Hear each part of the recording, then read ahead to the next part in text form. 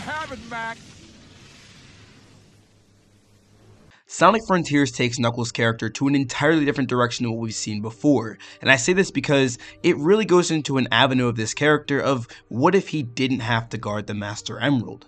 When it comes to the Master Emerald, we've seen two directions gone with it in the past I don't know how many years. Either Knuckles is guarding it without questioning it, or he's not guarding it at all. And even then, when Knuckles isn't guarding the Master Emerald, it's just because it's not essential to the story, so he's still technically guarding it without questioning it anyway. But here in Sonic Frontiers, and especially in the Sonic Frontiers prologue, that question seems to hold a lot of weight for what's going to happen. To really find out what's going to happen next for Knuckles the Echidna, I want to go back and look at the Sonic Frontiers prologue and see what we can learn from there. Pretty much in the first minute of this prologue, we know that Knuckles is a self-sufficient, very independent person and would basically rather do things on his own. He doesn't know why he's been tasked with guarding the Master Emerald and protecting those who live on Angel Island, but he's going to do it without complaining.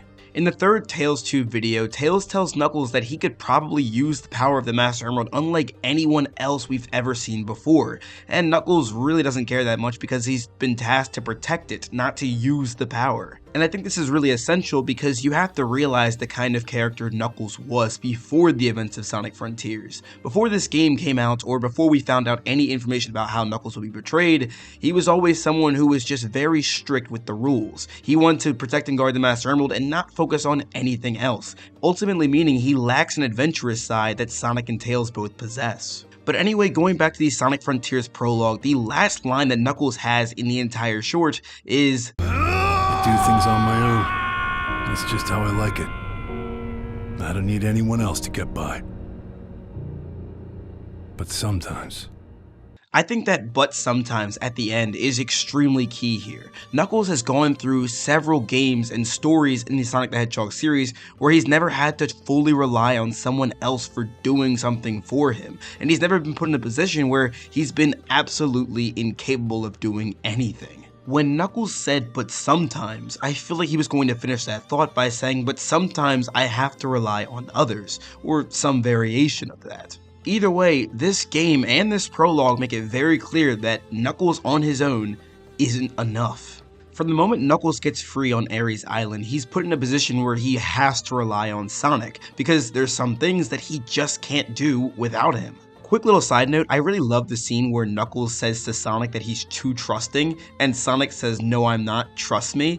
Because if you think about it, Knuckles is supposed to be the most gullible character in this entire series. He's the one that always falls for the Eggman trick, and I feel like Knuckles saying that someone else is too trusting is like the pot calling the kettle black, you know? It's just kind of funny. But in its own way, it's kind of shown that Knuckles himself has grown as a character in this way because he's not just going to trust whatever you say to him at face value anymore. He's a character who does a lot more thinking for himself, and he's taking every thought captive to make a proper assessment of the situation. The same thing even happens later in the game where Sonic tells Knuckles that he hears a spooky sky voice telling him to trash the Titans and then everyone will be set free. And Knuckles begins to question this because he's like, why isn't the spooky voice speaking to the rest of us then?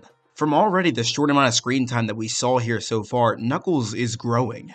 And this growth gets even further escalated when 4 towers approach the bunker and Knuckles realizes the state he's in, that he cannot fight them. So he has to solely rely on Sonic once again, and even in this, I think Knuckles has somewhat of a breakdown because he realizes his own weakness. Up until this point, I don't think Knuckles fully realized the state he was in, because before when he was about to fight Sage, he felt more than capable, but here against these towers that are physical and he really can't do anything to, it's a total realization that he's not at full strength anymore.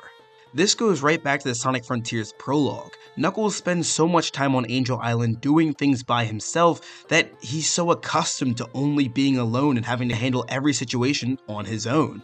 But here in Sonic Frontiers, it's been pushed to the absolute limit. This is the worst we've ever seen it. Knuckles is completely helpless, and in this scene, Sonic is able to kind of rise up and be strong where Knuckles is weak. This would be the best moment between Sonic and Knuckles in this game if it weren't for the final major interaction between these two in Ares Islands. Sonic goes to sit down to Knuckles and probably cheer him up with some kind of joke after seeing the death of the Cocos, but he realizes that whatever he says probably wouldn't really do any good anyway. And I feel like this particular scene says a lot about Sonic's character because in most cases, or normally, we see Sonic kind of lighten the mood with always something witty or a dumb joke. but here it just kind of seems like it would be ineffective. And even Sonic knows this, so what he does instead is he listens to Knuckles. Knuckles begins to tell Sonic that the death of the Cocos reminds him of the death of his own clan, and it reminds him that he also feels alone, or that he is alone, rather. And he looks rather sad saying this, suggesting that Knuckles doesn't want to be alone.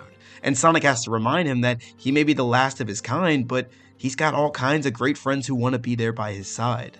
And it's when Sonic says this that Knuckles begins to finally open up to him. He says, "I'll admit, I do envy your lifestyle, freedom to go where you want, whenever you want." And Sonic tells him to just go ahead and do it. It's with these words that Knuckles feels somewhat liberated. He's finally realizing that no one assigned that responsibility to him except himself. So Knuckles responds saying, "Maybe I could, but I gotta get back to normal first." And it's just the dynamic between these two that I feel like was probably the strongest in the entire game. The two of them continued to have back and forth banter, constantly protecting one another and growing from it. Their interactions were just amazing in my opinion. In the final cutscene of Sonic Frontiers, we get our answer of what's next for Knuckles. Knuckles says, "It'll be good to get back to my island, at least for a while." And in this, I feel like it's essential to know that Knuckles is not going to chain himself down, at least not to the same extent as he did before. Knuckles is finally setting himself free and exploring and finding that adventurous spirit that Sonic and Tails also have. What's next for Knuckles is freedom.